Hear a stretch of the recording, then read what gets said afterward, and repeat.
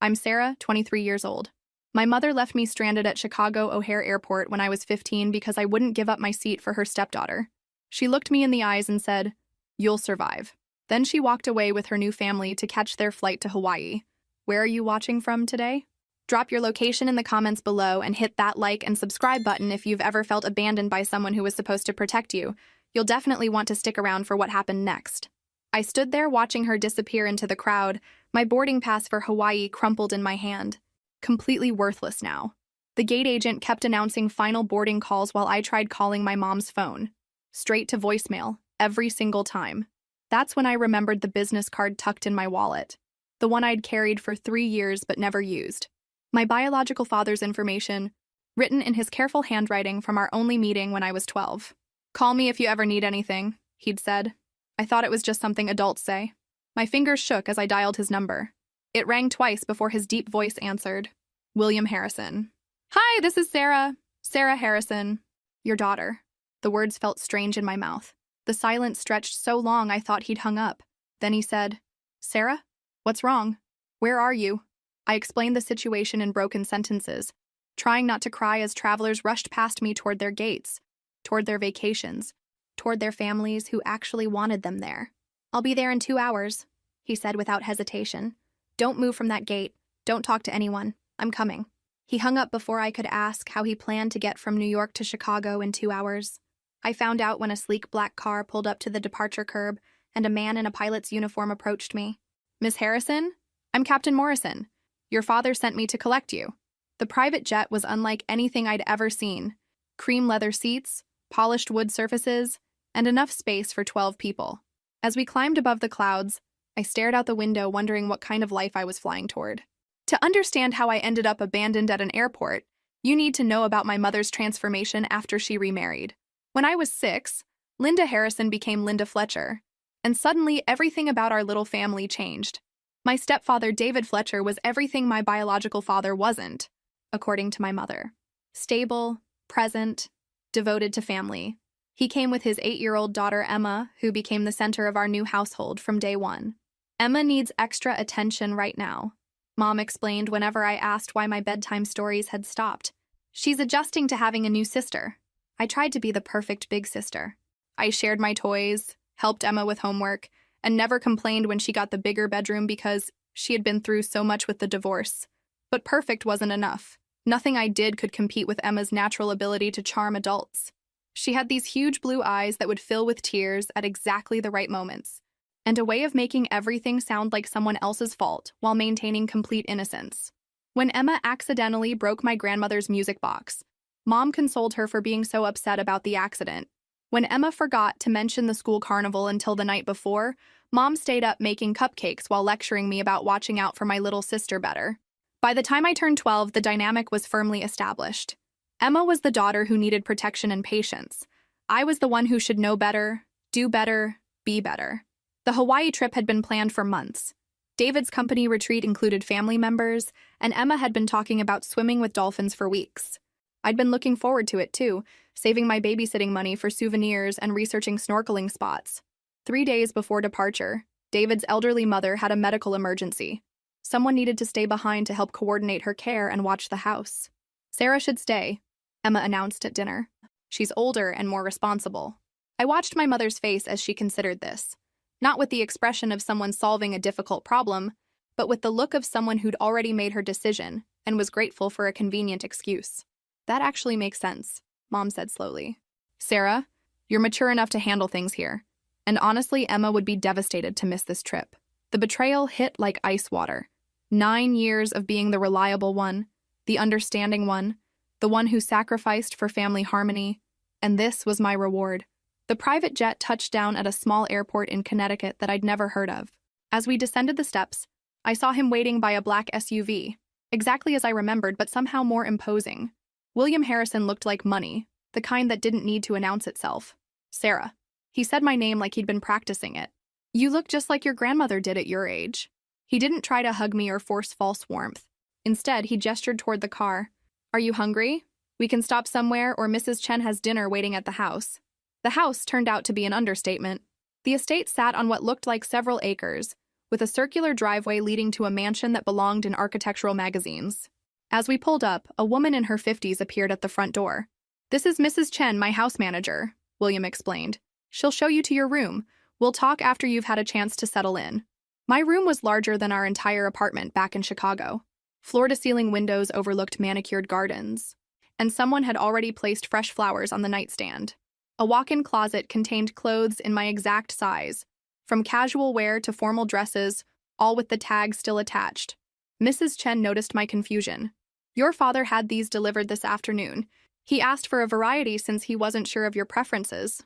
Dinner was served in a dining room with a table that could seat 20, though only 2 places were set. William had changed into casual clothes, but even his relaxed look probably cost more than my mother's monthly grocery budget. "Tell me about school," he said as Mrs. Chen served something that looked like restaurant-quality salmon. I found myself talking more than I had in months. About my AP classes, my part-time job at the local library, my college plans. He listened with genuine interest, asking thoughtful questions and taking mental notes. "Your mother never mentioned you were planning to major in journalism," he said finally. "She thinks it's impractical. She wants me to study something more stable, like accounting." William's expression hardened slightly. "And what do you want?" "To write, to tell stories that matter, to travel and see the world beyond Illinois." He nodded slowly.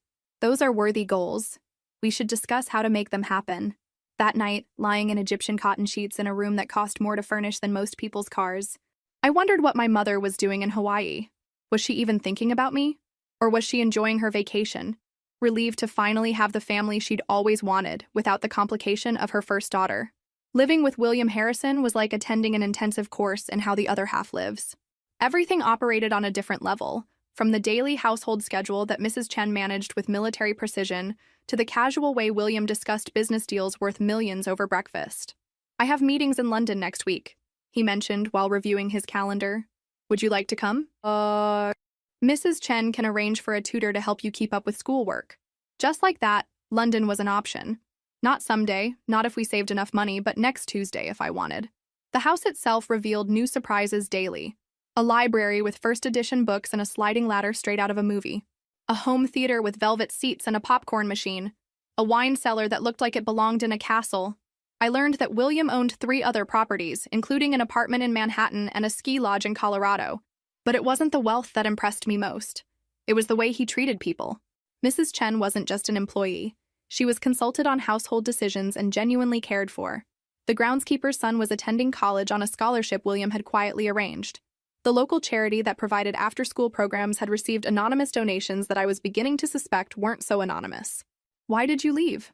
I asked one evening as we walked through the gardens. The question had been building for days. William stopped beside a fountain, his hands clasped behind his back. "Your mother told you I abandoned you both, didn't you?" He turned to face me fully. "Sarah, there are things about my marriage to your mother that you don't understand. Things I hoped you'd never need to know. I'm 15, not 5. I can handle the truth." He studied my face for a long moment. "Your mother and I met in college. She was beautiful, charming, from a family that appeared respectable. I thought I loved her. It took me 3 years of marriage to realize I'd fallen in love with a performance. We sat on a marble bench surrounded by roses that probably cost more than most people's monthly rent. Linda is very good at becoming whatever someone needs her to be," he continued. "During our courtship, she shared my interests, my values, my dreams. After the wedding, gradually, that woman disappeared." "What do you mean?" "She began having affairs, spending money we didn't have on things she didn't need, making scenes in public when she didn't get her way.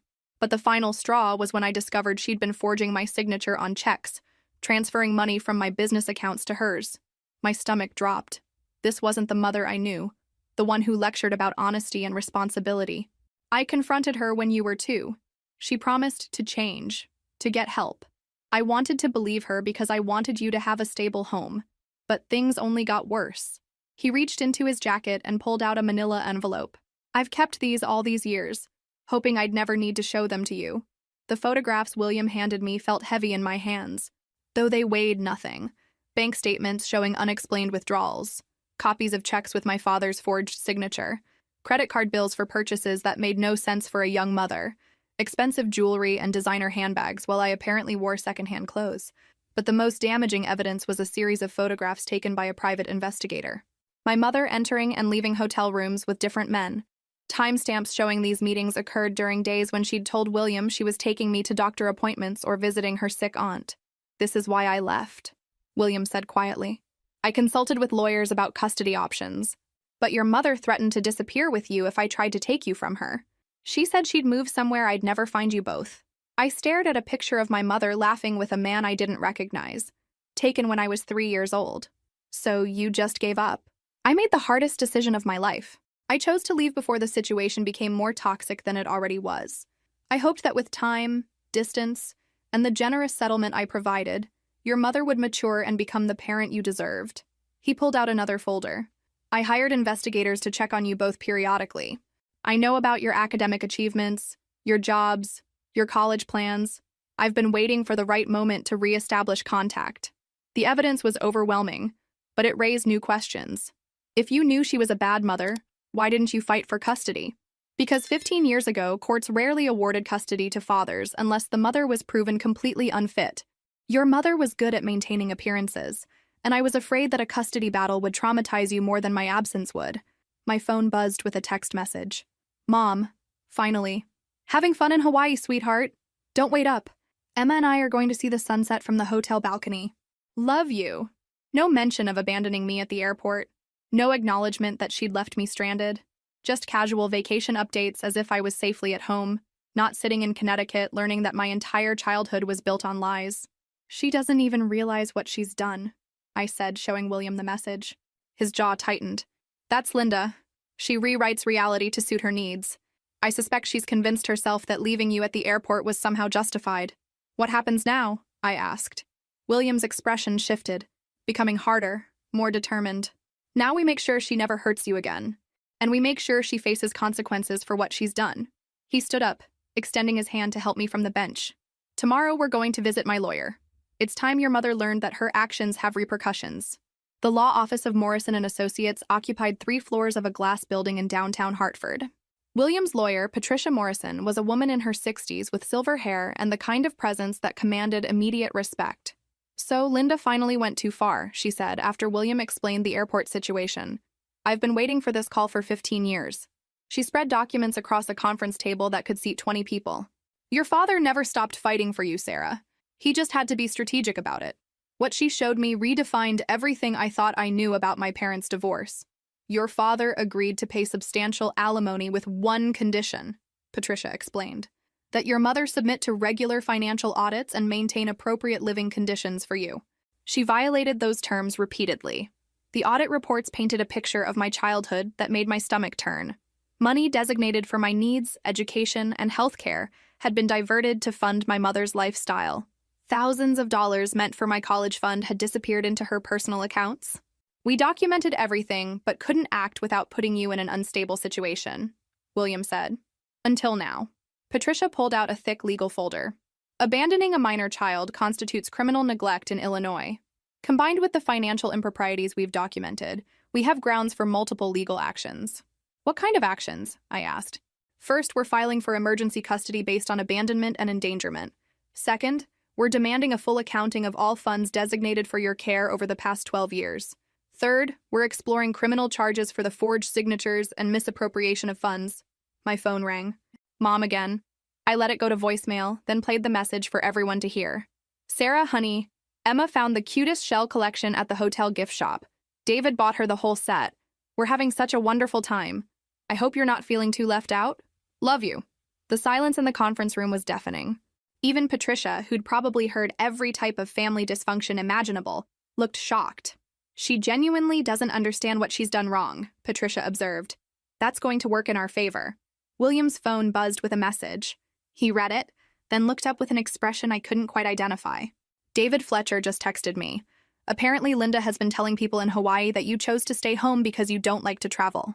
She's rewriting history in real time, Patricia noted, creating a narrative where she's the victim of an ungrateful daughter rather than a mother who abandoned her child.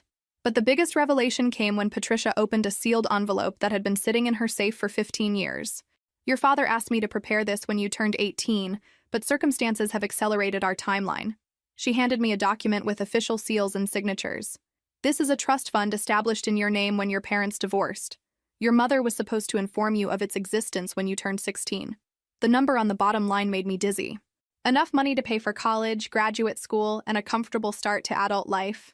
Money that had been mine for years while I worked part-time jobs and stressed about student loans.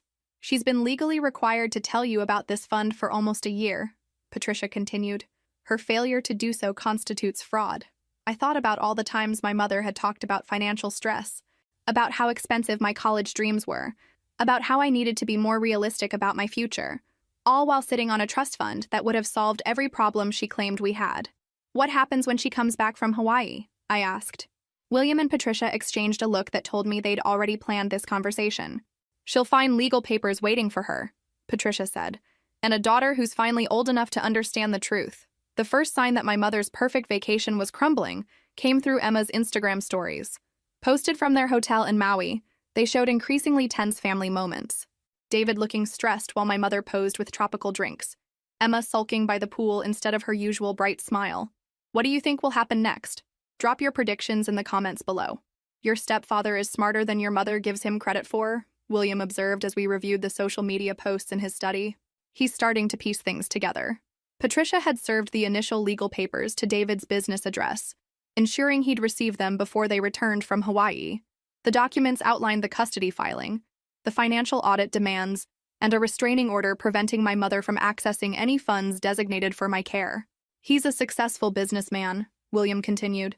Once he sees the financial evidence, he'll understand that your mother has been lying to him about far more than just the airport incident. Mrs. Chen brought us tea while we waited for Patricia's call.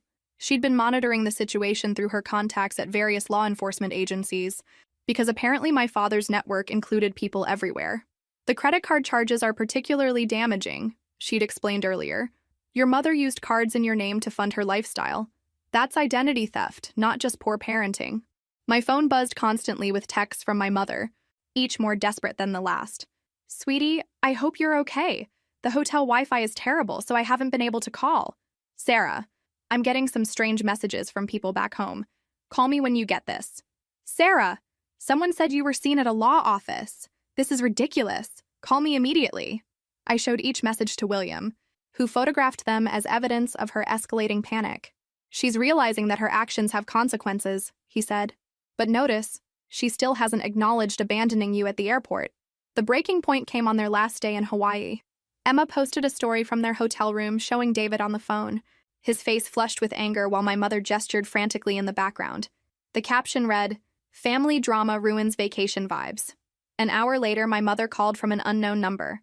I put it on speaker for William and Patricia to hear.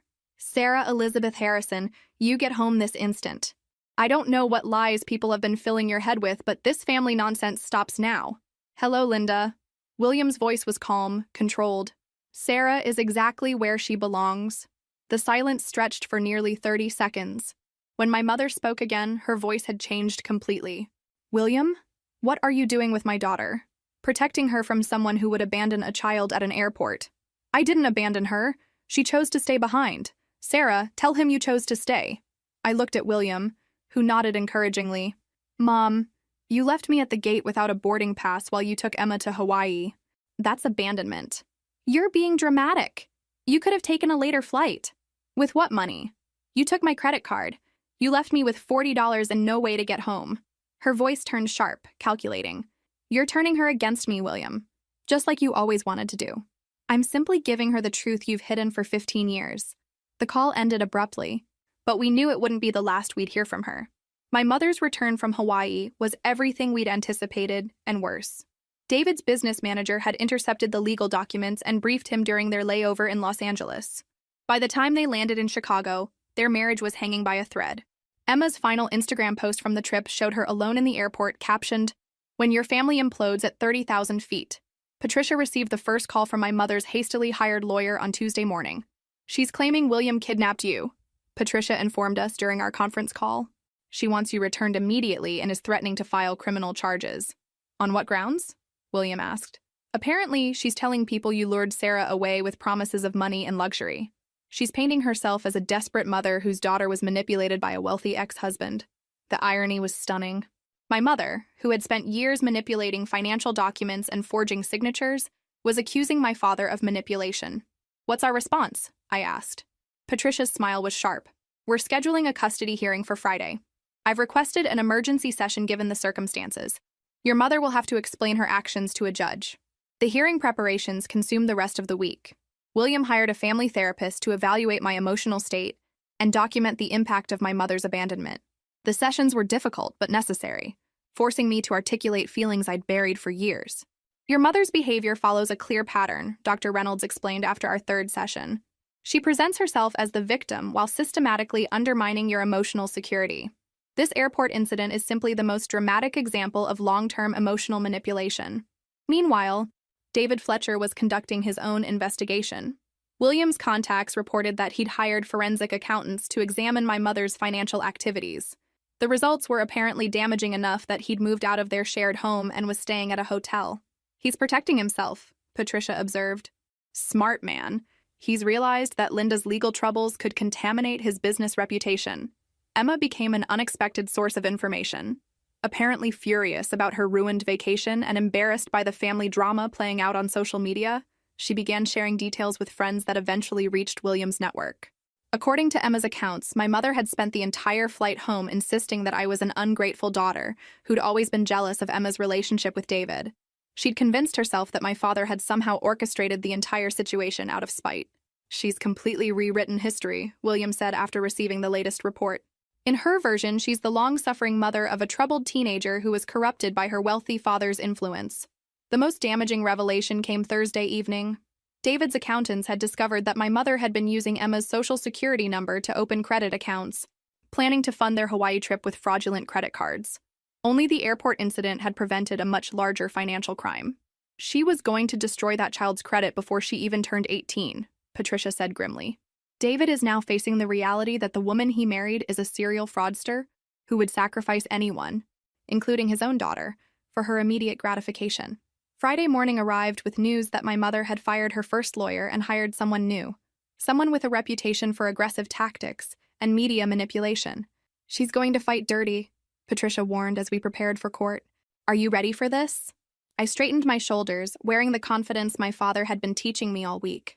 I've been ready for this my entire life. The courthouse was a circus. My mother's new lawyer had apparently contacted local news stations, spinning a story about a wealthy man using his influence to steal a daughter from her loving mother. 3 news vans were parked outside when we arrived Friday morning, but Patricia had been busy too. She'd provided journalists with copies of the financial documents, the forged signatures, and bank records showing years of misappropriated funds. By the time my mother arrived, the narrative had shifted significantly. Local teen abandoned at airport discovers trust fund mother hid for years, read the headline scrolling across the news van's digital display. My mother emerged from David's BMW looking like she'd aged 5 years in a week. Her usually perfect appearance was disheveled, her face drawn with stress. David remained in the car, refusing to make eye contact as she walked toward the courthouse alone. Emma, however, surprised everyone by getting out and approaching our group. Sarah, she said quietly, I'm sorry about Hawaii. I didn't know she would actually leave you at the airport. I studied my stepsister's face, looking for signs of manipulation or performance. Instead, I saw genuine guilt and confusion. What changed your mind? I asked. David showed me the bank records. He explained how Mom had been stealing from you for years. Emma's voice dropped to a whisper. She tried to open credit cards in my name, too. David stopped her, but barely. William stepped forward, his expression gentle. Emma, you're not responsible for your stepmother's choices. You were a child being manipulated by an adult. She told me you hated me, Emma continued, tears starting.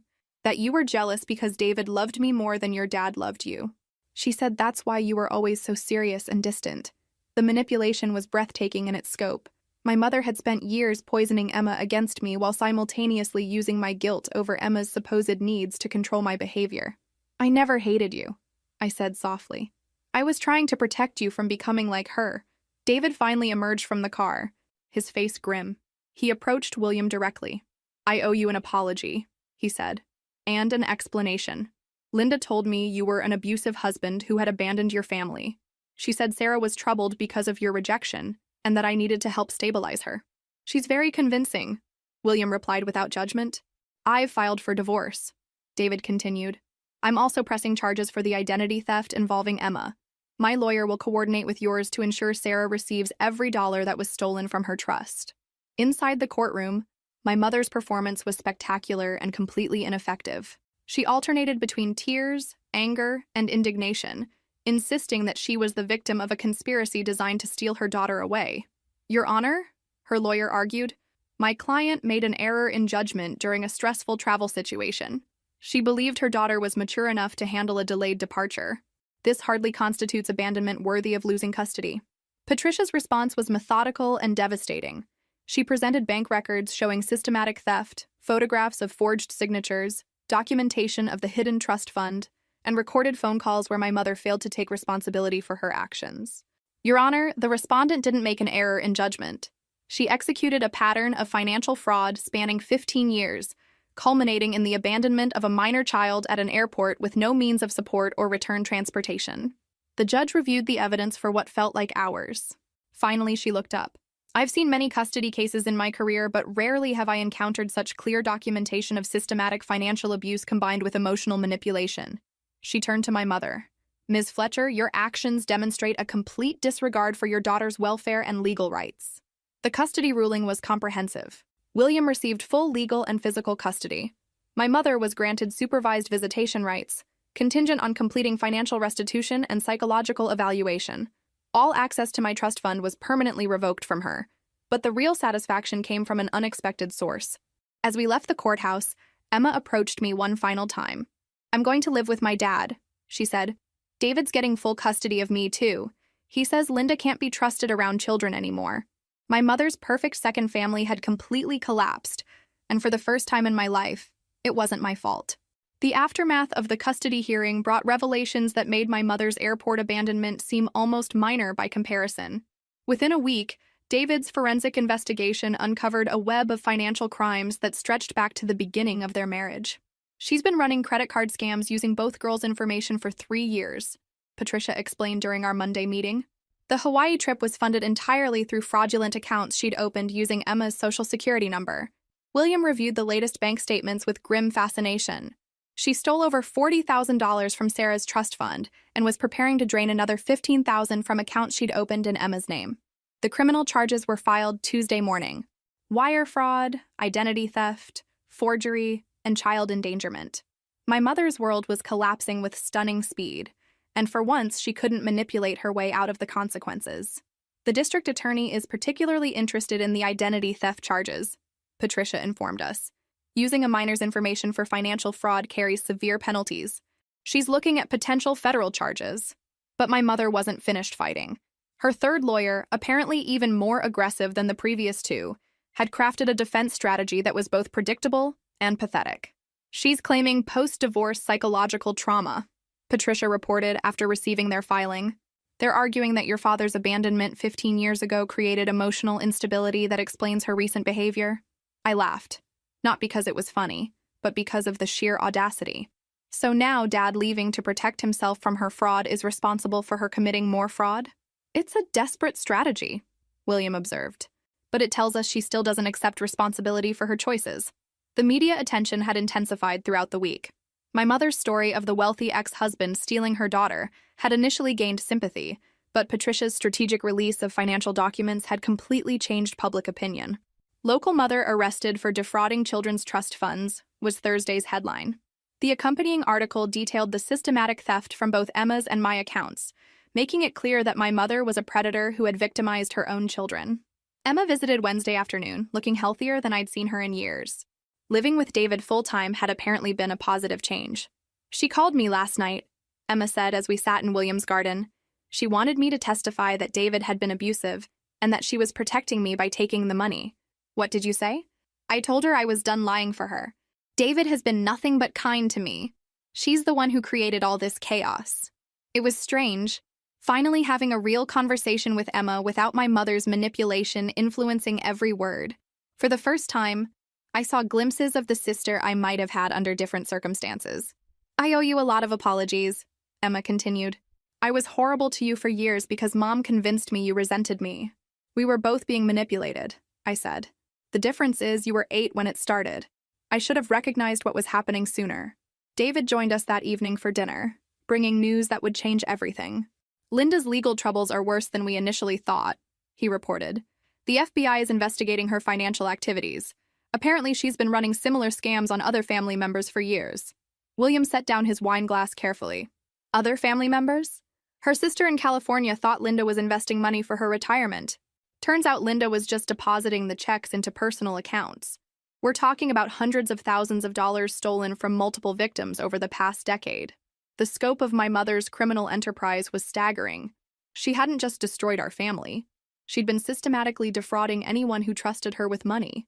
There's something else, David added grimly. The investigators found evidence that she was planning to take Emma and disappear to Mexico. She'd been learning Spanish and researching expat communities for months. The room fell silent as the implications sank in. My mother hadn't just abandoned me at the airport. She'd been preparing to kidnap Emma and flee the country to avoid the consequences of her financial crimes.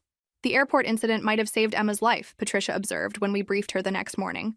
If Linda had successfully taken her to Mexico, Emma might never have been recovered. As we prepared for the criminal trial, I realized that my mother's moment of cruelty at O'Hare Airport had actually been the catalyst that exposed years of criminal behavior and potentially prevented an international kidnapping. Sometimes the worst betrayals lead to the best outcomes. The federal courthouse in Chicago was a different atmosphere entirely from our family court experience. No news vans, no dramatic entrances, just the serious business of criminal justice. My mother sat at the defendant's table looking smaller than I'd ever seen her, wearing an orange jumpsuit that made her appear older and more fragile. But I wasn't fooled by the appearance. Neither was the prosecutor. "Ladies and gentlemen of the jury," Assistant U.S. Attorney Jennifer Walsh began, "the defendant didn't make mistakes. She didn't have momentary lapses in judgment. For over a decade, Linda Fletcher executed a carefully planned criminal enterprise designed to defraud family members, financial institutions, and most horrifically, her own children. The evidence presentation took 3 days. Bank records showing systematic theft, forged documents with my father's signature, credit applications using Emma's social security number, and most damaging of all, the passport applications and travel research proving my mother had been planning to flee the country with Emma. The defendant opened 17 fraudulent credit card accounts using her daughter's information," Walsh continued. "She stole over $65,000 from trust funds established for her children's education, and when her crimes were discovered, she attempted to kidnap one child while abandoning another at an airport. My mother's defense lawyer tried the psychological trauma argument again, but federal prosecutors had done their homework. They presented evidence of similar fraudulent activities dating back to her college years, long before she'd met my father. This is not a woman driven to crime by emotional distress," Walsh argued. "This is a career criminal who specialized in exploiting family relationships for financial gain." I testified on day 4, walking the jury through years of financial manipulation disguised as maternal concern. The questions were difficult, but necessary. "Did your mother ever explain why you couldn't access your trust fund for college expenses?" Walsh asked. "She told me there wasn't enough money. She said I needed to be more realistic about my future and consider community college instead of my dream schools. All while sitting on a trust fund worth over $100,000? Yes. Did she ever suggest you take out student loans for your education? Constantly. She filled out loan applications for me and insisted I sign them even though I qualified for the trust fund payments." The defense cross-examination was predictably nasty. My mother's lawyer tried to paint me as a spoiled teenager angry about not getting a vacation, but Patricia had prepared me well. "Isn't it true that you resented your stepfather's success?" the defense attorney asked. "No. I resented being lied to about my own financial resources while watching my mother spend stolen money on luxury items. But you admit you were jealous of Emma's relationship with your mother?" I was confused by the double standards. Emma was praised for behavior I was punished for. I didn't understand that my mother was using me as a scapegoat while grooming Emma to be her next victim. William testified on day 5, presenting 15 years of documentation that painted a picture of patient, methodical investigation. He'd known my mother was stealing from my trust fund for years, but had waited for the right moment to act. "Why didn't you intervene sooner?" the prosecutor asked. "Because I needed ironclad evidence, and I needed Sarah to be old enough to understand the truth. Moving too quickly would have allowed Linda to disappear with her, and I would have lost my daughter forever." David's testimony was devastating. He described years of financial manipulation, lies about my father's character, and the systematic grooming of Emma for identity theft. "When did you realize the extent of the defendant's criminal activities?" Walsh asked. "When I received the legal papers in Hawaii. Until that moment, I believed Linda was a devoted mother protecting her daughter from an abusive ex-husband. The truth was exactly the opposite. Emma testified via video link, her voice steady as she described my mother's attempts to turn her against me and her own father. She told me Sarah was dangerous, Emma said, that Sarah was jealous and might hurt me if I wasn't careful. I was terrified of my own stepsister because of lies Linda told me. The jury deliberated for less than 4 hours. Guilty on all counts. At sentencing, my mother finally addressed the court directly. I expected tears, manipulation, or at least some acknowledgement of the damage she'd caused. Instead, she delivered a speech that perfectly summarized everything wrong with her character. Your Honor, I am a devoted mother who made sacrifices for my children's welfare. I am being punished for trying to provide them with opportunities their father refused to support. If I made errors in judgment, they were motivated by love, not greed.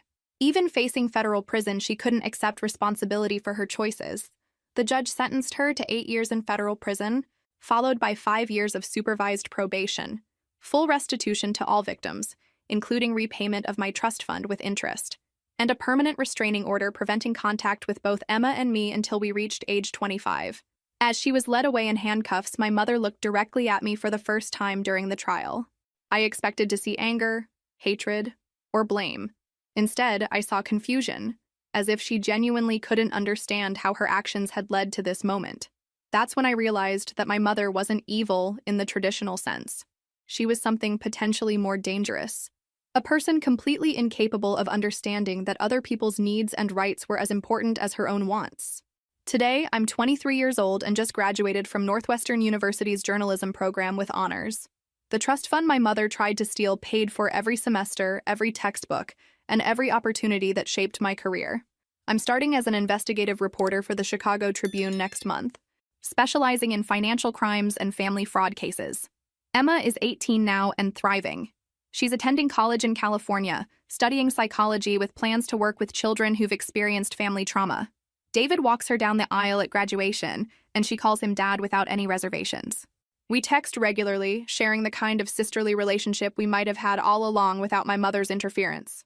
William and I have built something I never expected, an actual father-daughter relationship, not one based on guilt, obligation, or financial dependency, but on mutual respect and genuine affection. He taught me that love doesn't require sacrifice of self-worth, that support doesn't come with strings attached, and that true family protects each other without keeping score. You could have chosen bitterness, he told me last month over dinner.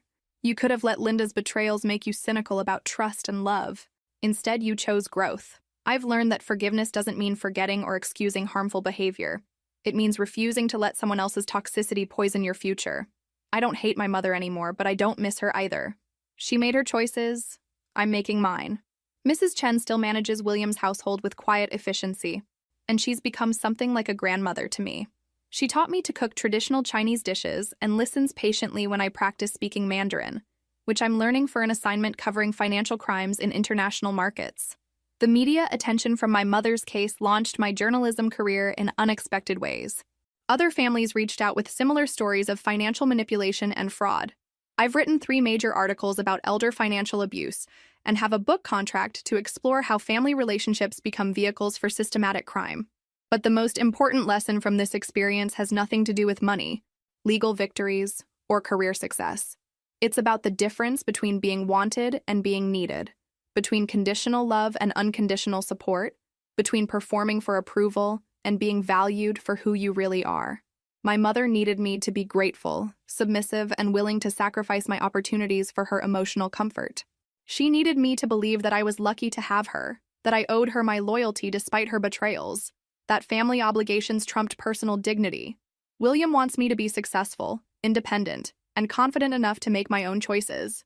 He wants me to trust my instincts, pursue my dreams, and never settle for relationships that require me to diminish myself for someone else's comfort.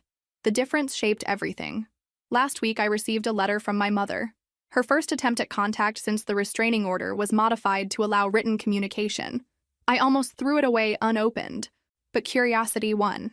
Sarah, it began, I hope you're doing well.